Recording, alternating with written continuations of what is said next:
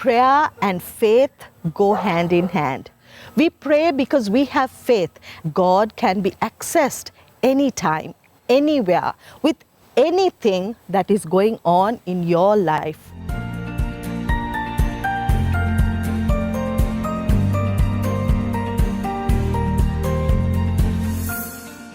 Hi, I'm Abigail Shafter and you are watching Reflections. It's been a joy to bring reflections to you weekly over the last 6 months. Each week we take time to read, reflect and respond to God's Word. If you haven't subscribed to my YouTube channel, please do so today. We are in a series of looking at prayer. Last week we looked at the reasons why we should pray. Our reflection today is titled, How Do You Pray? Some of you have asked me this question, so today I want to deal with the practical aspects of prayer. Next week, we will look at the Lord's Prayer as a model and learn how to pray like Jesus taught us. Some of you who are watching this video may be masters at prayer, but bear with me, as there are many who are not so sure how to approach God in prayer. Let's look at some common questions that are asked. What posture is best for prayer? The important thing to remember is that there is no set posture. You can kneel, stand, sit, lie down, bow down, or walk while praying. Make sure you are comfortable. It is important to know that God hears us regardless of our posture. I like to pray early morning before my day begins, and I have a chair out on my balcony. I like sitting there. It's my quiet place. The main thing is to minimize distractions and be able to focus on God. Bowing your head and closing your eyes is a great way to acknowledge God's authority over our lives and will help us to stay focused. I find myself praying in my head throughout the day. It's an ongoing conversation with God. God can be accessed anytime, anywhere, with anything that is going on in your life. Another question asked could be, what words should I use? We start prayer by addressing God directly. We acknowledge His Lordship and our relationship to Him. Father God, my Heavenly Father, Almighty God are some ways you can address God. By doing this, we remind ourselves what our relationship with God is. It is an intimate one of father and child. Last week we learned that He has invited us to call out to Him as Abba Father. Abba is an intimate term for father. It's like saying daddy. We talk to God like we would to a parent. We don't have to use eloquent words or try to impress God with our conversation. The greatest example of honest prayers are found in the book of Psalms. There we see God's people lay bare every emotion. There are prayers of complaint, of confession, of confusion, of celebration, prayers wrought with tears and the very cry of the heart. That's what God expects of us, to bear our souls before Him. He wants to hear it all. Should I pray out loud? You can choose. It depends on how comfortable you feel and what type of situation you are in. If you are alone, it doesn't matter if you pray aloud or not. But if you are praying for someone else, then I encourage you to pray aloud so that God's word spoken over their lives would impact and impart the very presence of God. I remember after my encounter with God and my dramatic life change, I began going to church again after many years. I joined a small group. I began to study God's Word. Praying aloud was the hardest for me. I felt so self-conscious, especially if I was praying with people I didn't know too well. I remember being so nervous that my tongue would cleave to the top of my palate. My heart would pound. My hands would get sweaty and damp. It was not easy. But by slowly venturing out and praying small prayers, I learned how to pray aloud.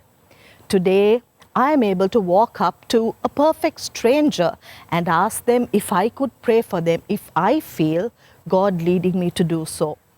Over the years, I have learned to be sensitive to God's voice and know that it isn't about me, but it is all about allowing God to use me as a conduit to bring about His healing, mercy, and grace upon the lives of His children. It's all about Him. Be aware as you step into closer relationship with God and nurture it with prayer, you will begin to hear His voice and be able to obey His will. Remember that prayer is not a monologue. I know many of us love to hear the sound of our own voices. So do take time to be silent and listen to God's voice in your prayer time. You cannot hear Him clearly if you are doing all the talking. I suggest you have a Bible, a pen, and a journal to write down what God impresses upon your heart as you pray. He will begin to speak to you through His word and through thoughts and impressions that come as you pray. Be ready to hear and obey. When and where do I pray? You can pray anytime, anywhere. I often pray when I'm stuck in the car. If you are driving, please don't close your eyes. I pray when I do my exercise walk. I listen to my audio Bible and pray as I walk. People around me may think I'm talking to myself, but it doesn't matter, as I am talking to the one who matters the most. I enjoy my prayer walks. Throughout the day, I keep talking to God. Remember, you can reach out to God anytime, anywhere. While we can pray anytime, anywhere, I encourage you to have a designated time and a place in your house for your quiet time with God. Seek Him daily. Start your day by talking to God.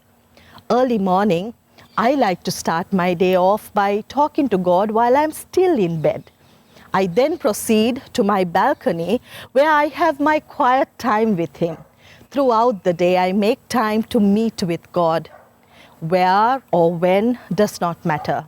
Just make time in your day to seek God, to read His word, and to hear His voice. That's what's important. This discipline will nurture your faith and help you grow in maturity. I find it is easy to have a set time and place, as that helps me to persevere and be disciplined. How do I end prayer? Therefore, I tell you, whatever you ask for in prayer, believe that you have received it and it will be yours. Prayer and faith go hand in hand. We pray because we have faith, and it is important to thank God in advance for answered prayer. So do remember to do that. A common way to end a prayer is by saying something like, "In the name of Jesus, Amen." Why do we do that? Because Scripture teaches us to do so. Jesus says, "Whatever you ask in my name, the Father will give you." Jesus is the reason we can approach the Father in prayer. Jesus made a way for us to be reconciled back to God. Jesus said, "I am the way, the truth, and the life. No one comes to the Father but by me." When we surrender our lives to God and ask Jesus to forgive our sins and become the Lord of our lives, then we have relationship with God. Jesus opens the door for us to approach God in prayer. Next week, we will look at how Jesus taught us to pray. Do write in on the comments and let me know how you pray and connect to God daily. Let us pray. Heavenly Father, we are so thankful that we have the ability to call out to you, that you hear us and you answer us. We thank you because you have promised us in your word, whatever we ask for in prayer will be answered.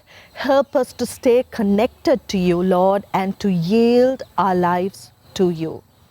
Be glorified in and through our lives as we live, love, and serve you.